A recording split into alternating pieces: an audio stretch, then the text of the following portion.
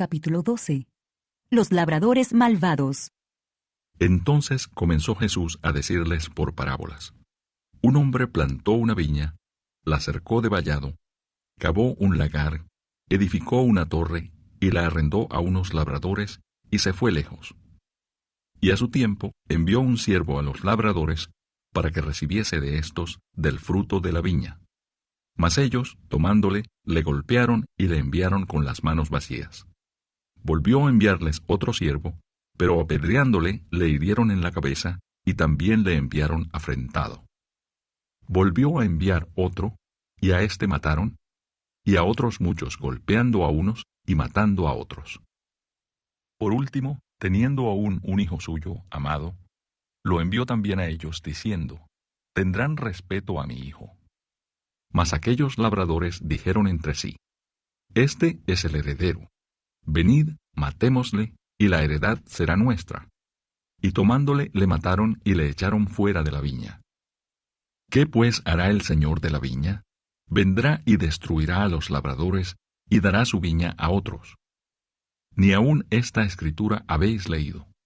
La piedra que desecharon los edificadores ha venido a ser cabeza del ángulo. El Señor ha hecho esto, y es cosa maravillosa a nuestros ojos.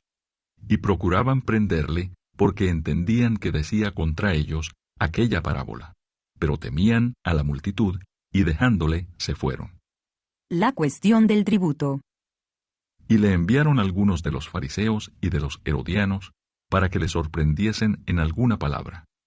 Viniendo ellos, le dijeron, «Maestro, sabemos que eres hombre veraz, y que no te cuidas de nadie, porque no miras la apariencia de los hombres, sino que con verdad enseñas el camino de Dios. ¿Es lícito dar tributo a César o no? ¿Daremos o no daremos?» Mas él, percibiendo la hipocresía de ellos, les dijo, «¿Por qué me tentáis? Traedme la moneda para que la vea». Ellos se la trajeron, y les dijo, «¿De quién es esta imagen y la inscripción?» Ellos le dijeron, «De César». Respondiendo Jesús, les dijo, «Dad a César lo que es de César, y a Dios lo que es de Dios». Y se maravillaron de él. La pregunta sobre la resurrección. Entonces vinieron a él los saduceos, que dicen que no hay resurrección, y le preguntaron diciendo, «Maestro, Moisés nos escribió que si el hermano de alguno muriere, y dejare esposa, pero no dejare hijos, que su hermano se case con ella, y levante descendencia a su hermano. Hubo 7 hermanos. El primero tomó esposa, y murió sin dejar descendencia.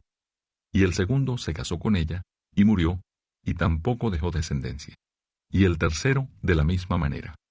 Y así los 7, y no dejaron descendencia. Y después de todos murió también la mujer. En la resurrección, pues, cuando resuciten, ¿de cuál de ellos será ella mujer, ya que los 7 la tuvieron por mujer?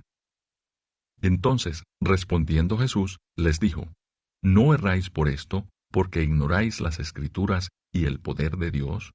Porque cuando resuciten de los muertos, ni se casarán, ni se darán en casamiento, sino serán como los ángeles que están en los cielos.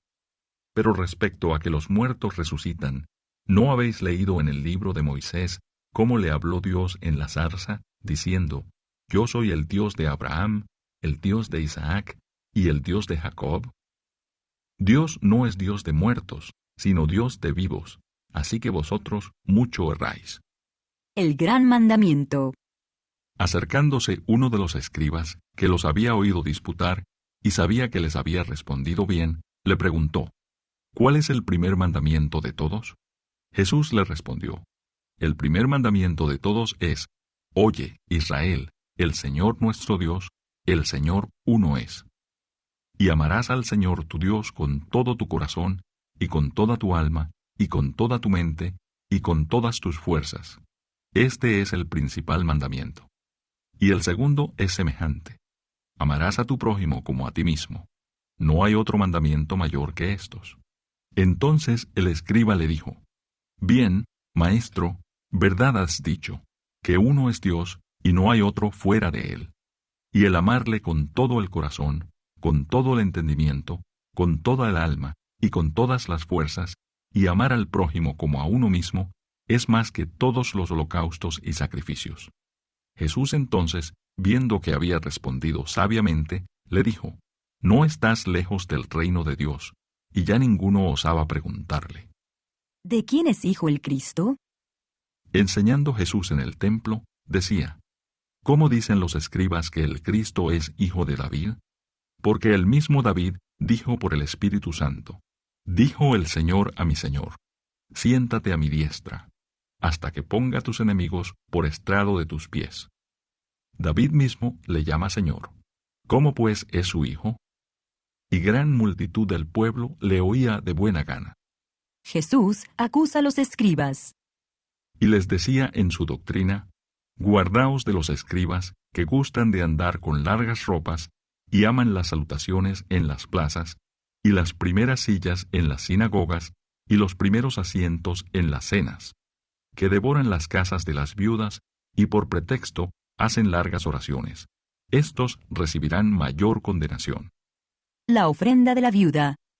Estando Jesús sentado delante del arca de la ofrenda, miraba cómo el pueblo echaba dinero en el arca, y muchos ricos echaban mucho. Y vino una viuda pobre, y echó 2 blancas, o sea, 1 cuadrante. Entonces, llamando a sus discípulos, les dijo: De cierto os digo que esta viuda pobre echó más que todos los que han echado en el arca, porque todos han echado de lo que les sobra, pero ésta, de su pobreza, echó todo lo que tenía, todo su sustento. Capítulo 13. Jesús predice la destrucción del templo. Saliendo Jesús del templo, le dijo uno de sus discípulos: Maestro, mira qué piedras y qué edificios. Jesús, respondiendo, le dijo: ¿Ves estos grandes edificios? No quedará piedra sobre piedra que no sea derribada. Señales antes del fin. Y se sentó en el monte de los olivos frente al templo, y Pedro, Jacobo, Juan y Andrés le preguntaron aparte: Dinos, ¿cuándo serán estas cosas? ¿Y qué señal habrá cuando todas estas cosas hayan de cumplirse? Jesús, respondiéndoles, comenzó a decir: Mirad que nadie os engañe, porque vendrán muchos en mi nombre, diciendo: Yo soy el Cristo, y engañarán a muchos. Mas cuando oigáis de guerras y de rumores de guerras, no os turbéis, porque es necesario que suceda así, pero aún no es el fin. Porque se levantará nación contra nación y reino contra reino, y habrá terremotos en muchos lugares, y habrá hambres y alborotos. Principios de dolores son estos.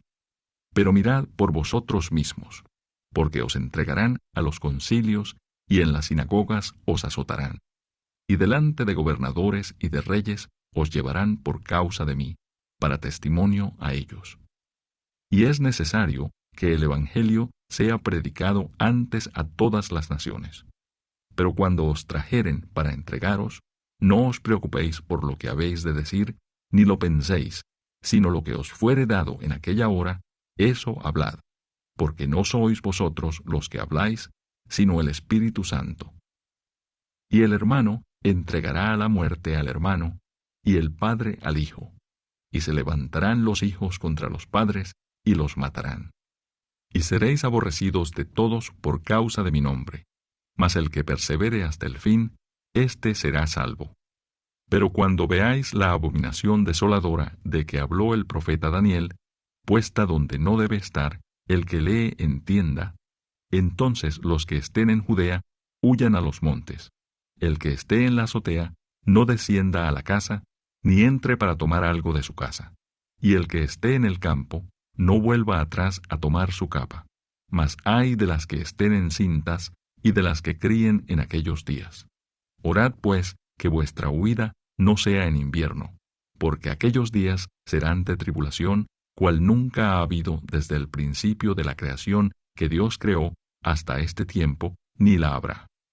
Y si el Señor no hubiese acortado aquellos días, nadie sería salvo, mas por causa de los escogidos que Él escogió, acortó aquellos días. Entonces, si alguno os dijere: Mirad, aquí está el Cristo, o mirad, allí está, no le creáis, porque se levantarán falsos cristos y falsos profetas, y harán señales y prodigios, para engañar, si fuese posible, aún a los escogidos. Mas vosotros, mirad, os lo he dicho todo antes. La venida del Hijo del Hombre. Pero en aquellos días, después de aquella tribulación, el sol se oscurecerá y la luna no dará su resplandor, y las estrellas caerán del cielo, y las potencias que están en los cielos serán conmovidas. Entonces verán al Hijo del Hombre, que vendrá en las nubes con gran poder y gloria. Y entonces enviará sus ángeles y juntará a sus escogidos de los cuatro vientos, desde el extremo de la tierra hasta el extremo del cielo. De la higuera aprended la parábola. Cuando ya su rama está tierna y brotan las hojas, sabéis que el verano está cerca. Así también vosotros, cuando veáis que suceden estas cosas, conoced que está cerca, a las puertas. De cierto os digo que no pasará esta generación hasta que todo esto acontezca. El cielo y la tierra pasarán, pero mis palabras no pasarán. Pero de aquel día y de la hora nadie sabe, ni aun los ángeles que están en el cielo, ni el Hijo, sino el Padre. Mirad, velad y orad, porque no sabéis cuándo será el tiempo. Es como el hombre que yéndose lejos dejó su casa y dio autoridad a sus siervos, y a cada uno su obra, y al portero mandó que velase. Velad pues, porque no sabéis cuándo vendrá el Señor de la casa, si al anochecer, o a la medianoche, o al canto del gallo, o a la mañana, para que cuando venga de repente no os halle durmiendo. Y lo que a vosotros digo, a todos lo digo, velad. Capítulo 14.